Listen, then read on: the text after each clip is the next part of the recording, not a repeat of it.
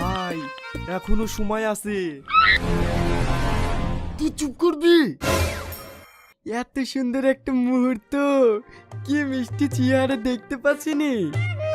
ওর মুখ দেখে কি তোর মনে হয়েছে এই মেয়ে কারোর সাথে ঝামেলা করতে পারে? আমার তো মনে হয়েছে যারা বিয়ে করেনি তারা বিশাল ভুল করেছে।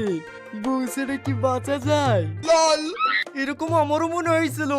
এটা কিছুক্ষণের জন্যে, বিন্যাসে কাটুক সব বুঝতে পারবি।